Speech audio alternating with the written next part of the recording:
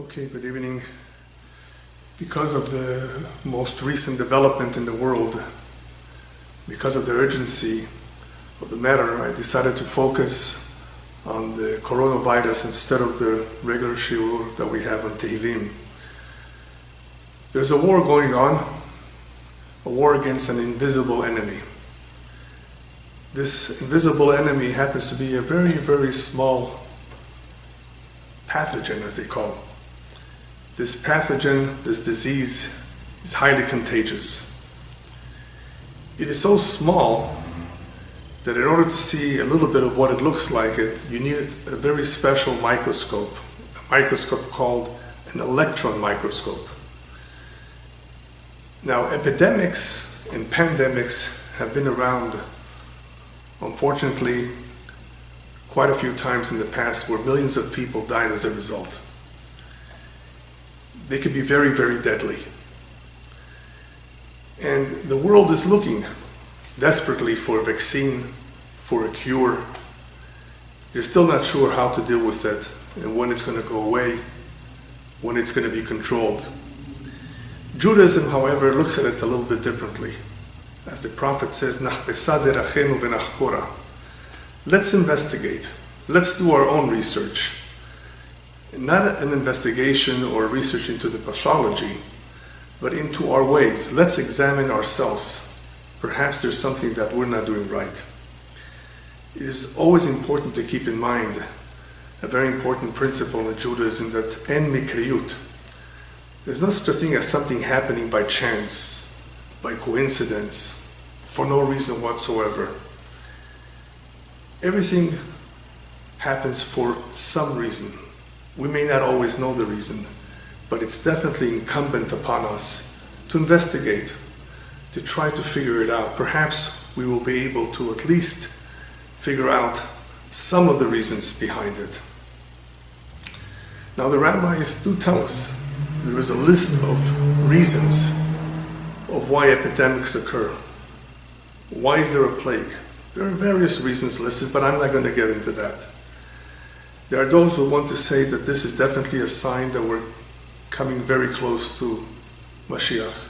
That may be so, but I still don't want to talk about that. Instead, I would like to focus on what is it that we could learn, the moral lessons, the valuable lessons that can be learned from this very, very tragic situation. It's interesting how, despite all the great advancement in technology that man has been able to show, he's been able to reach the moon and even beyond the moon. Suddenly, this man who has achieved so much in technology appears vulnerable. Suddenly, he's panicking. He has to follow instructions. He's afraid for his life. What's interesting about this whole situation is, look how great powers, the greatest of them all, the United States, China, these great powers are being humbled. Great economies are being paralyzed. Man's confidence and pride has been shaken to the core. In order to be able to begin to figure this out, Judaism puts an emphasis on looking at the name. How is this being described? What is it called? Interesting how it is called corona, because it has a little bit of that kind of an appearance under the microscope.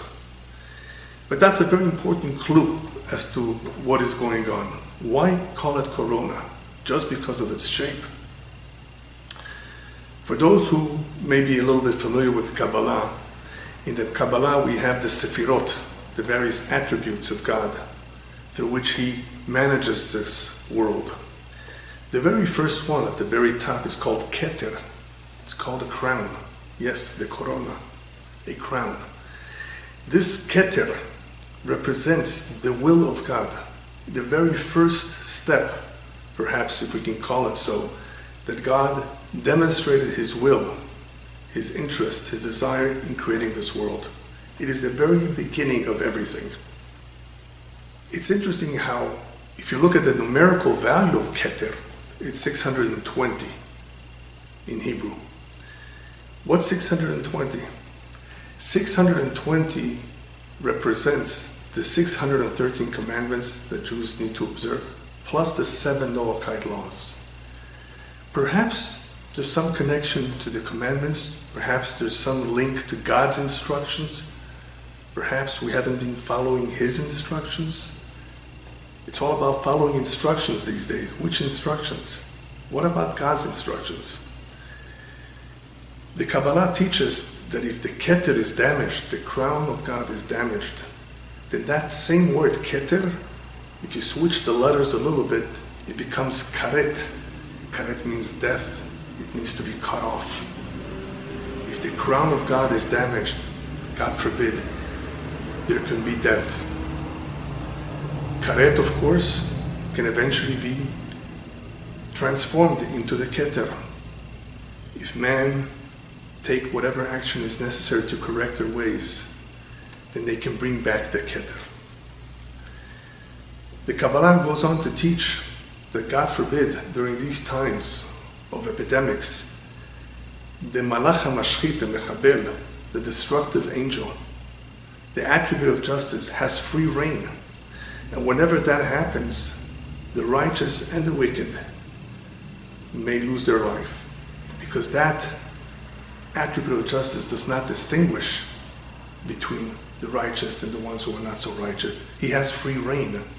So it is definitely a dangerous time to be in such a place, to be around where the plague is. You definitely have to be very careful. But going back to the etymology, into the source of the word corona, most people think, okay, corona comes from Latin. Corona means crown. But the origin of corona is really from the Greek word koronis, which has more to do with a curve, a crown being circular.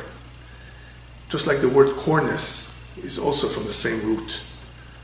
And these words really stem from the original Hebrew word keren.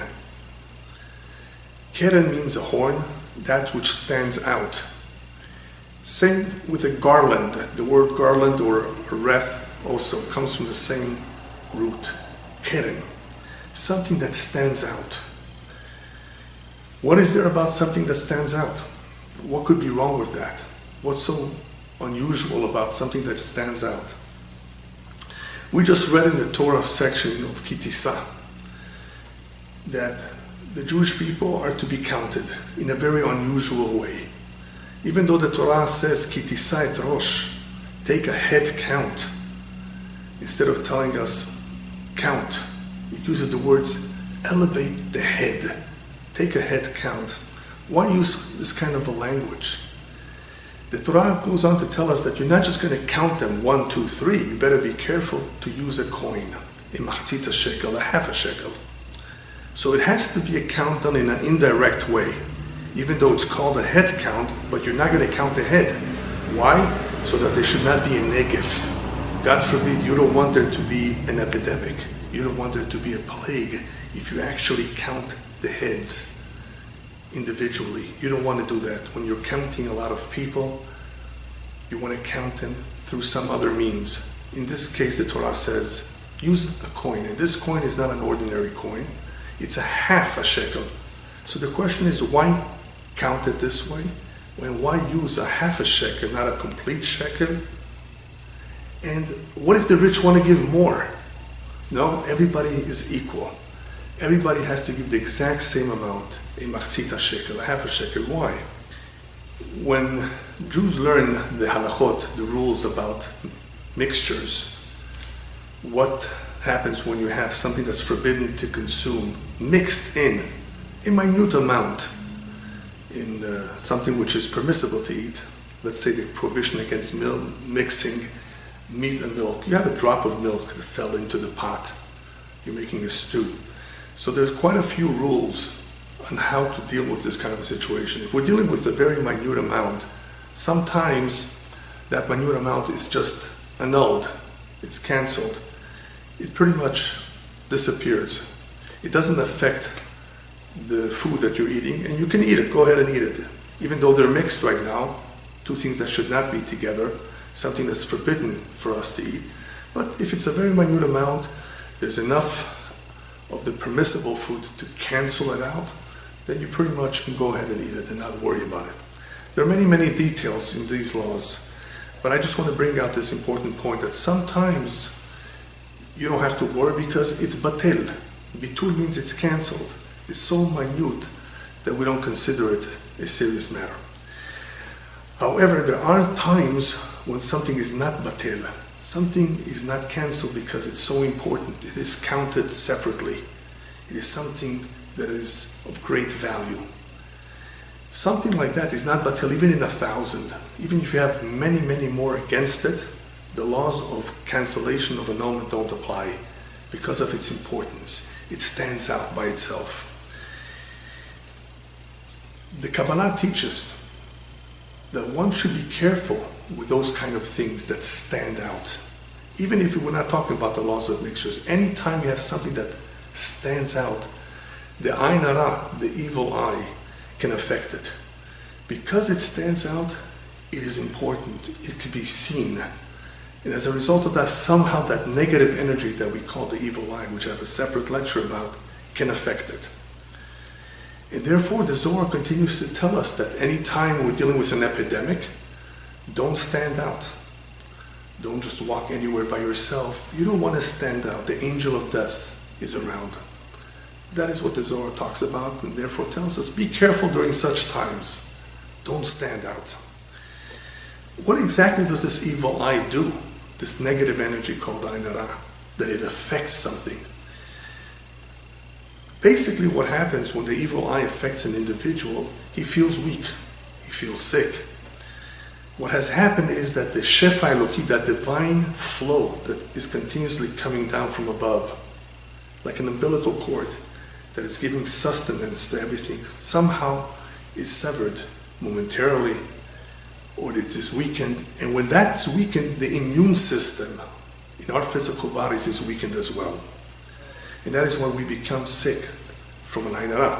Obviously, people become sick for all kinds of reasons.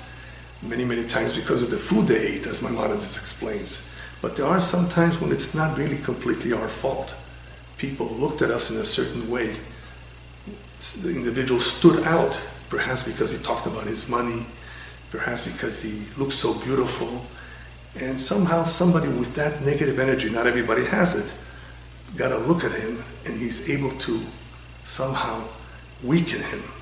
Of course, this can be dealt with. It could be eliminated. He can be cured, but in the meantime, he doesn't know why he feels the way he does. That negative energy took hold of him. But briefly, what is this negative energy? This negative energy, this individual who has that kind of an eye, is not interested in being kind. He's a very selfish individual. He's very unhappy when people are doing well. He has an ayn ra'ah, a negative, a bad eye. He may not even know it himself. And therefore, when he looks at something or at somebody that stands out, it is a perfect match. That something is standing out, feeling so important, feeling so good about itself, and here's someone who cares more about himself than about someone else. So it's like a match where that negative energy that only thinks of itself is able to hurt that individual who may be an otherwise good person, but something about him is standing out. And that is why it attacks it. And it unfortunately has a very negative influence over it. But speaking about things that stand out, what does that remind us? It reminds us about the quality called arrogance. One who's arrogant wants to stand out. He wants his qualities to stand out. He thinks so highly of himself. Just like that keren, the horn. Remember, we just said about the horn? That horn stands out.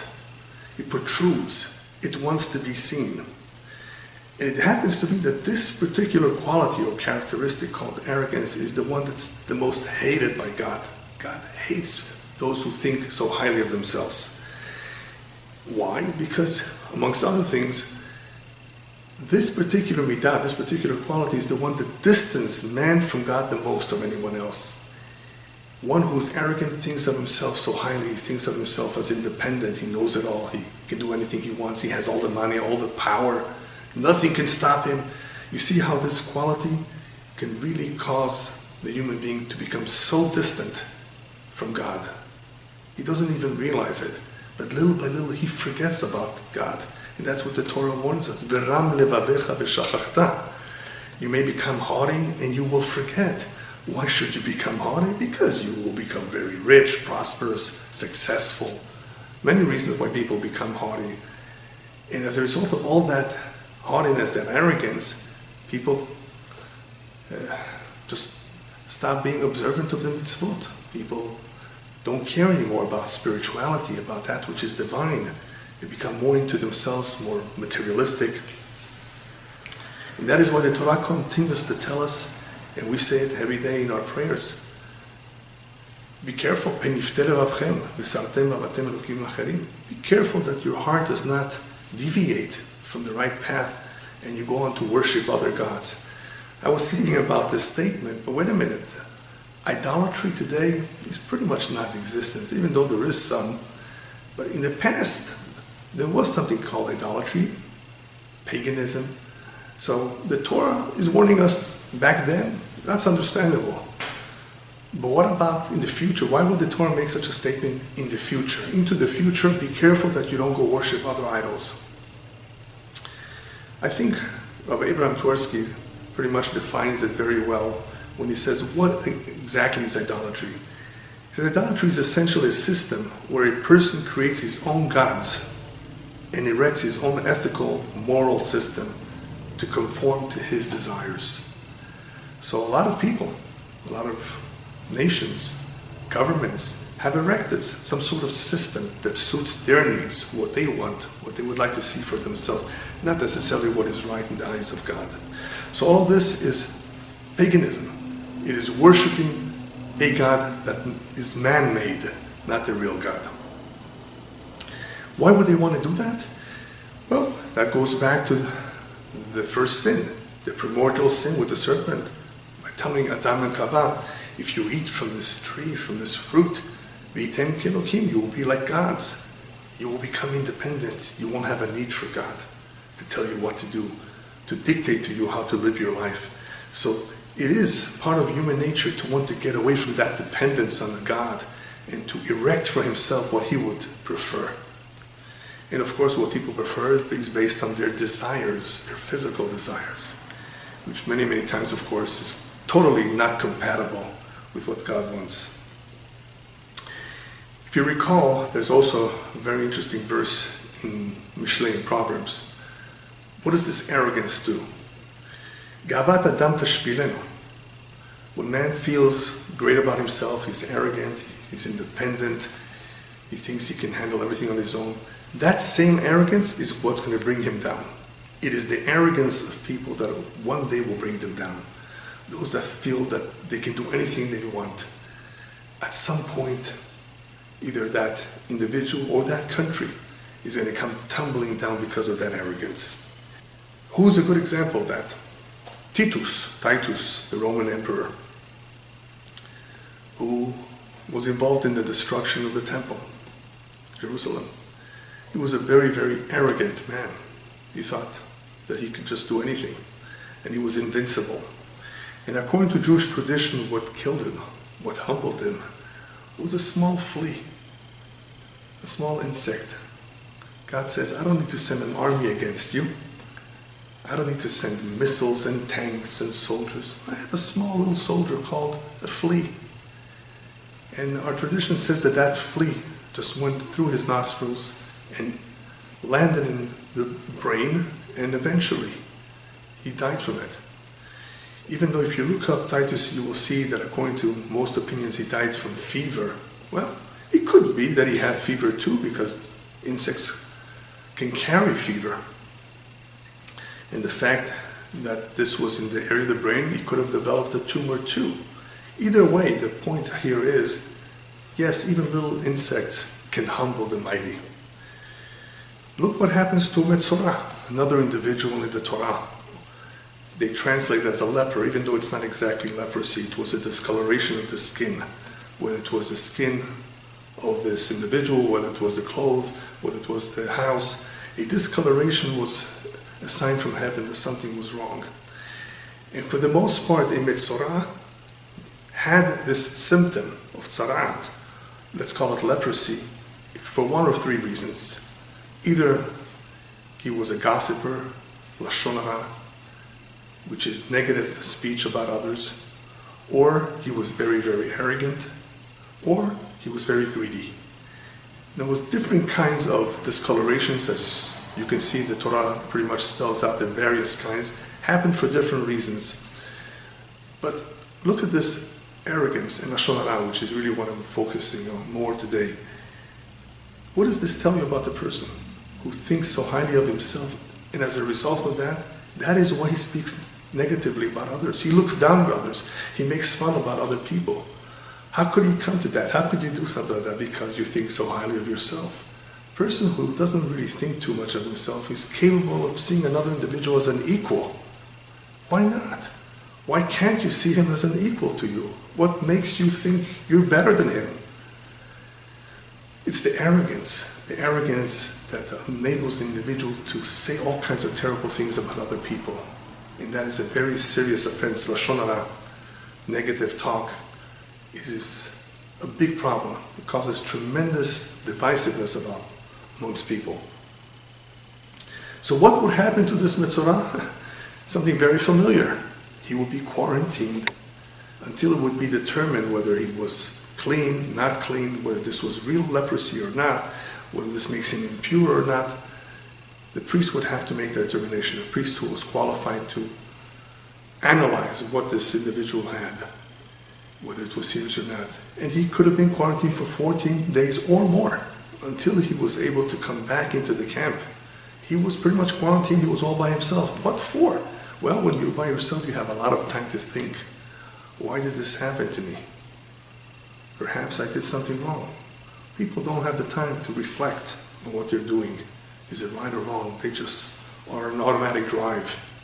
They don't stop to think, perhaps it was not nice of me what I did the other day, that I yelled, that I cursed, that I spoke so bad, that I belittled someone, insulted. People don't reflect. In Metzorah, part of his, I guess you can call it rehabilitation, was to take the time off, 14 days or more, to think about his situation and mend his ways if necessary. This lashon hara, this negative speech, is a very, very serious offense. But besides the seriousness of it, we have to figure out why exactly people are so easy with speaking negatively about others. Why does it come so easy to them? It has also to do with an ayin hara. It has to do with the fact that people are either unhappy with themselves, insecure, and therefore that's what makes them feel good, in speaking bad about others. But it's more than that, it's deeper than that. It has to do with the opposite trait of kindness, whereas kindness is being unselfish, is thinking about someone else. One who is involved in speaking bad about others is really only thinking about himself, only focused on himself. And this is a negative koach, a negative force, the opposite of kindness. And therefore it comes easy to him to look down at others, to look at those who are weaker as individuals who perhaps are just unsuccessful in life, just that, they're not as good as him. It becomes easy to them to make fun, to look down, to ridicule others. So getting back to original question, so why was the count done through a machzit shekel? Well, number one, we don't want anybody to stand out, so it had to be done indirect. Not the head counts, because that stands out. We don't want to hurt anyone. And it has already happened during the time of David. When people were counted, it was a mistake, but it happened. There was a big plague. So you don't want to count, you don't want to consider all those individuals who stand out, but count them indirectly. And using a half a coin would remind you, we're all incomplete. We need each other. We're not complete. We're not a complete shekel. We're only a half a shekel. Human beings need to coexist. They depend on each other. And why can't the rich give more? Because you're not any better just because you have more money. No, no, no, no, no. We're all the same. We're all going to give the same. We're all going to contribute towards this cause in the same way because we're all the same. We're all created in the image of God. Be very careful with prejudice. God created all of us. Why look down on someone? Why talk bad about him? You're only half. We need each other. You want to see how people think of themselves? A real example. During these kind of times, during these kinds of desperate situations, you have people in the supermarkets fighting about toilet paper, of all things. It's not even food. They're fighting about toilet paper. I saw a picture of someone who had a whole bunch of toilet paper in their wagon, and this other person who was arguing with them asked them nicely, just, can you give me one? And they said, no. Why couldn't you give them one? You have so many. Why? Because of selfishness, being focused on themselves. And that is why the rabbis tell us metzorah, the word metzorah in Hebrew, really is composed of the word tsarut ayin, a narrow eye. Narrow meaning they only see themselves, they don't see anybody else. But he's a human being too. Why not treat him as an equal? So it is during these times when you actually can see the difference in people and how they behave with each other, during desperate times, whether they will help each other unite together or each one will be for himself. The Torah goes on to tell us there is one powerful remedy against all these evil forces to drive away witchcraft, to stop the plague. It's a very interesting remedy. It's called the ketoret. Now, loosely translated, ketoret means incense. But what's in the incense? All kinds of ingredients. One of them was helbena. I think the English translation is galbanum. And this galbanum has a very unusual smell, not such a good smell.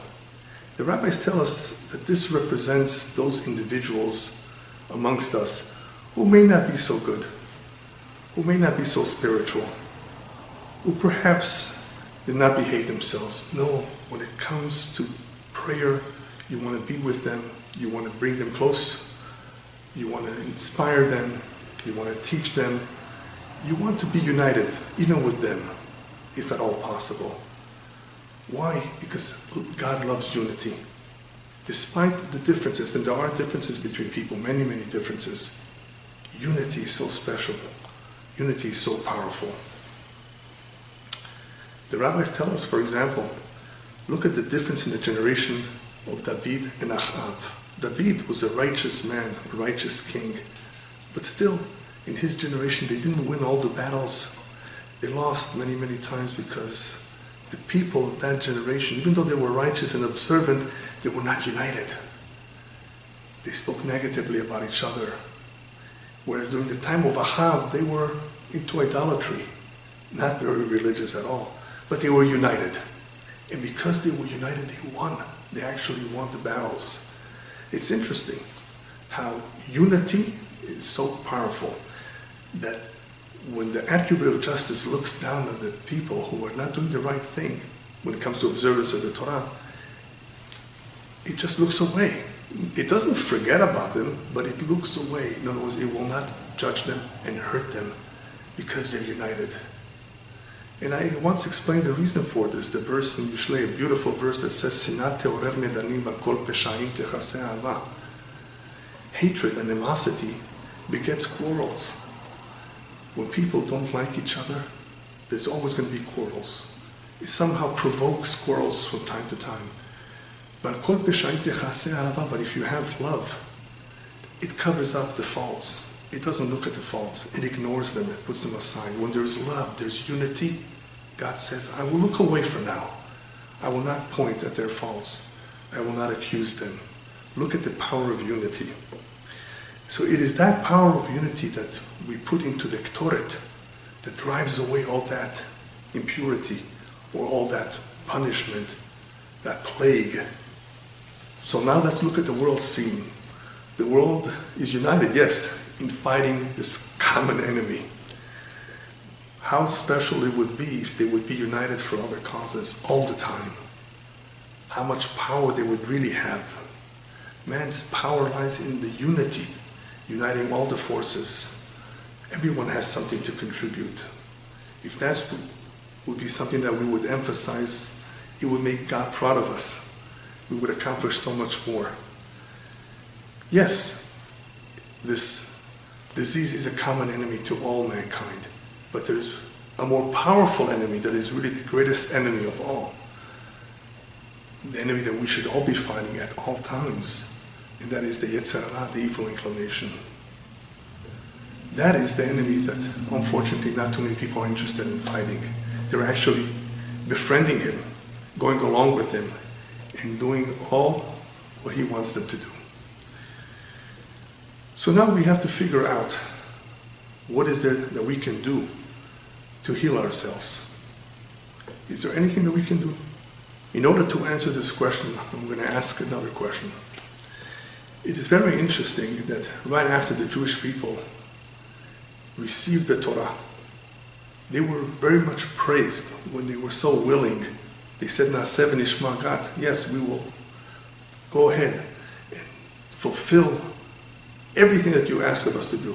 We will observe the mitzvot. We will follow what it says. We will comply with the words. We take it upon ourselves and upon our children to do your word. It's interesting how not too much after that, not too much longer after that, they fell. They fell very, very low when they worshipped the golden calf. How could this happen so quickly? That question perhaps we'll deal with another time. But the fact that they fell is obvious. They lost so much. They committed a terrible sin. They heard the voice of God. They saw incredible miracles to go worship this idol, which was against, of course, the Torah. It was something very, very bad. My question, therefore, was, since this is such a terrible fall, such a terrible mistake, why did God let this happen? It was really a miscalculation. God could have prevented it. He could have sent Moses down right away. Because according to those who worship the golden calf, he was late. All right, God, you know that this is about to happen. Why not prevent it? Why let them sink so low? There's a famous saying, the rabbis tell us, before the onset of a disease, the cure already exists. The cure exists before the onset of the disease? Yes. Why should the cure be there before? Once there's a disease, go find the cure. Why does God have to create the cure before the disease? The reason for this is because God knows what's going to be in the future. In the future, human beings will fall repeatedly, many, many times. And as a result of that, they may come to the biggest fall of all. What's the biggest fall of all? Not the sin itself, but Yush, despair. People will feel, well, I've fallen so low, I've sank so low, I have no chance to come out of this. That's it. I'm a sinner. I committed all these terrible wrongs. There's no way for me to come out of this. That's the biggest fall. That despair. Don't despair. Never despair. The refuah, therefore, the cure that has been around even before the potential of sin, is called teshuvah. It's called repentance. Hashem says, I have already prepared this because I created you. I know that you're capable of this. I know that you're susceptible. I have already created the refuah, the biggest refuah, the biggest and most powerful cure of all is teshuvah, is repentance. Be careful not to despair, not to feel bad. Be hopeful, be happy, because God is on your side. He loves you, and He wants you to take the first step, and He'll help you with all the other steps that you still need to take. But you take the first one. But that will not happen so easily if you despair. So don't despair. So this incident of the golden calf was an example of falling so low, but still being given the opportunity to correct it and not to despair. That is why you find many, many times the prophets calling to the Jewish people, return, return, return, return, even though you've done so much wrong.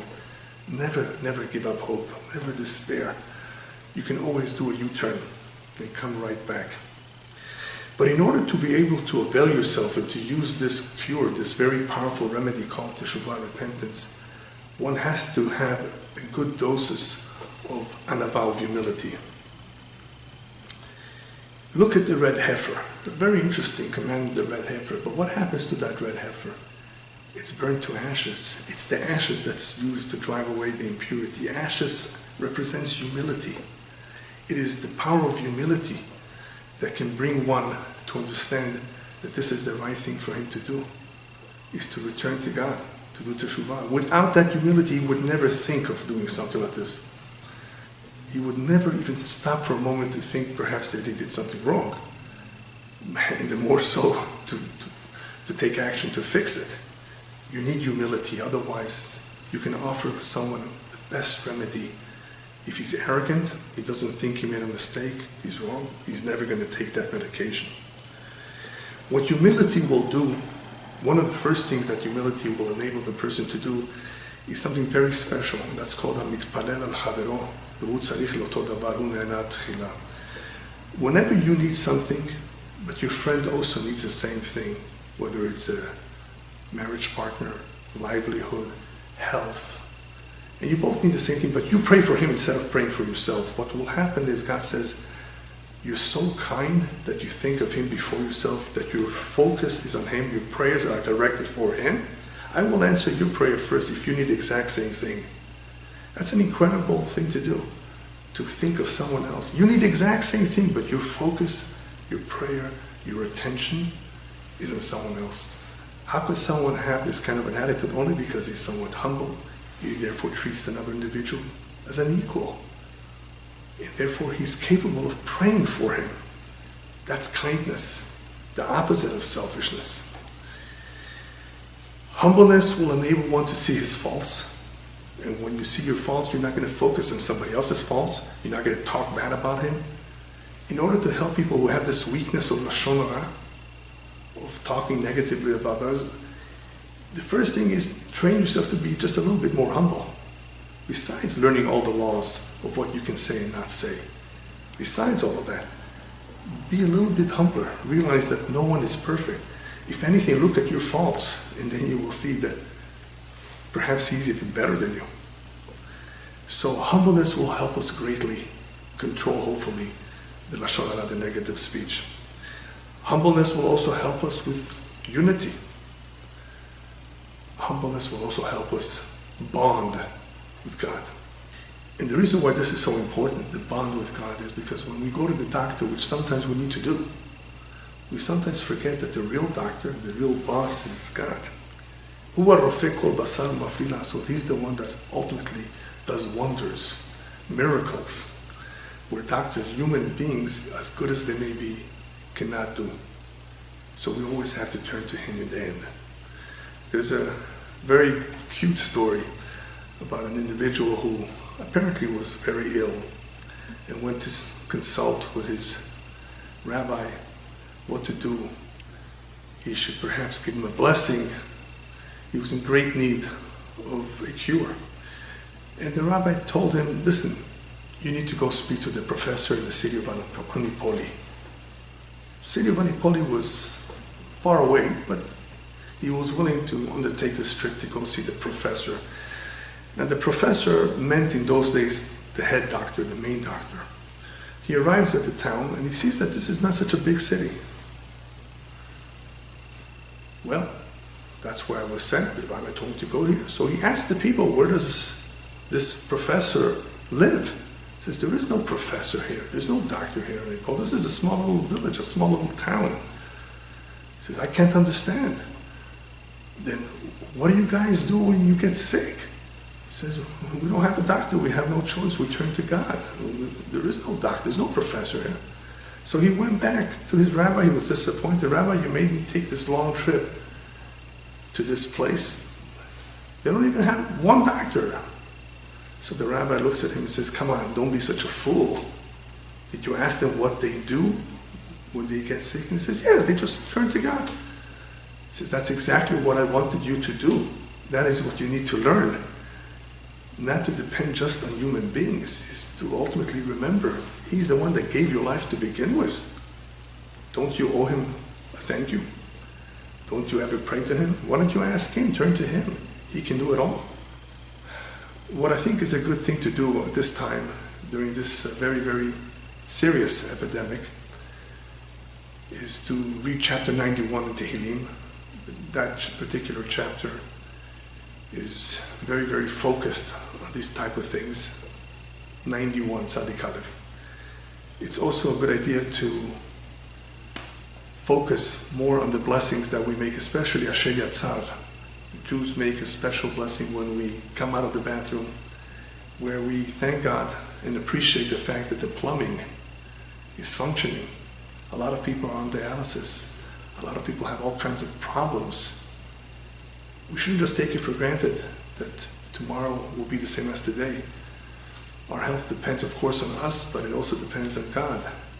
And if everything is good, we just come out of the bathroom, we say Asher Yatzar, which is a beautiful blessing that describes the great miracles that go on in the body on a regular basis, day and night, for all our life.